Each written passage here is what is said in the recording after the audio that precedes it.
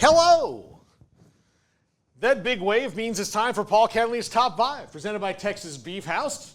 Today, an offshoot of a discussion Craig and I had on the show yesterday about the running backs in the Big 12. Well, I've made the top 5 rushing attacks in the conference all together. And what that means that Livy Dunn will not be in today's top 5. Oh, come on! Sorry, Emery. Just how it is. Just how it is. Maybe I'll get her in sometime next week somehow. But the top 5 rushing attacks in the Big 12. This is running backs and potentially quarterbacks. First of all, someone who was off the list yesterday, and I get it from Pro Football Focus, Arizona State was not very good. But you're talking about Cameron Scatabo and Alton McCaskill in that backfield. Scatabo had a great year last year. Alton McCaskill had a great year a couple years ago. Now he's transferred in from Houston via Colorado. Should do really well in the new Big 12. Look, I don't know about Sam Levitt, their quarterback, and what he can run like, but he probably won't have to with Scatabo and McCaskill back there if things go well for Kenny Dillingham in year 2. And while I think it'll be tough for them, I think you're going to see a lot of plays out of the running game from the Sun Devils. Number 4, Kansas. And I know this is not maybe the best representation of Kansas, but I just love this gif of Lance Leipold, so I put it up there. He's almost like he's telling me, duh, we have a good running attack. Jalen Daniels is healthy. He can run. Devin Neal's one of the best running backs in the entire country. And don't sleep on Daniel Highshaw, who has come in at times and made big plays for the Jayhawks over his career. So Neal, Highshaw, Daniels, and if Jalen Daniels is healthy, Kansas is a legit college football playoff contender.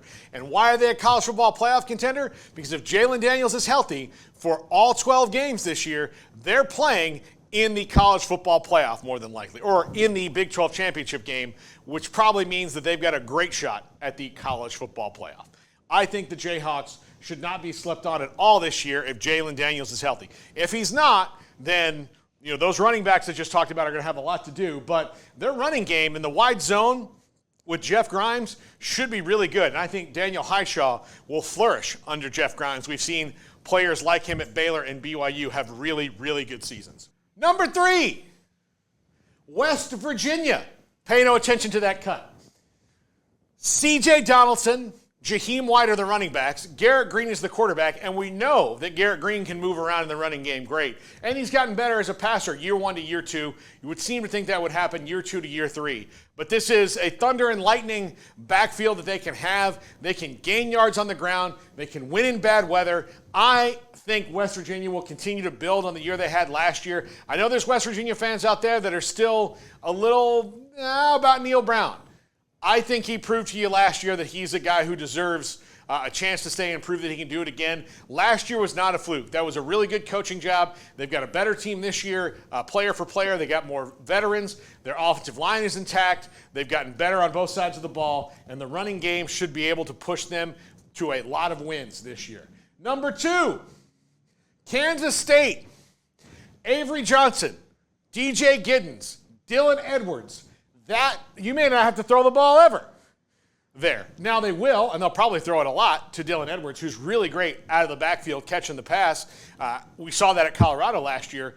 Big-time playmakers all over the place, and Avery Johnson for a full season will be a blast to watch, and Emaw country is going to be going wild for him.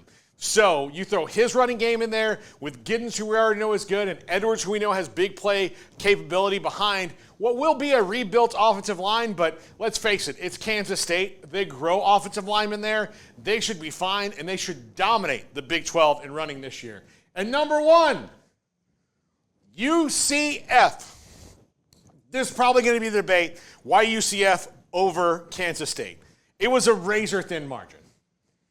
How do we feel about this GIF? Looks good. The Knight's having a good time. Yeah, everybody's having a good time. That's the bookstore. We walked through there. Here's a funny story, a segue. When I was walking through the bookstore, I think this is the bookstore, but when I was walking through the bookstore, I met 2 different people who watched our podcast. That's awesome. It was great.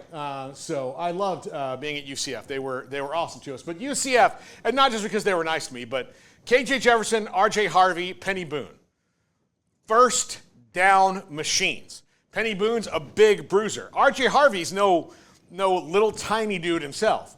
They're going to be able to get first downs on 3rd and 5 running the ball. They've got KJ Jefferson, one of the best running quarterbacks in the country, who is big and strong and fast. Laser rocket arm, big, strong, and fast, very much in the Cam Newton mold. They will get first downs. That's what the running game's about, first downs. And UCF will have the guys to get first downs in key spots that are hard to bring down, that are big and strong and fast, and they can do it in a lot of different ways. And Gus Malzahn will have a blast.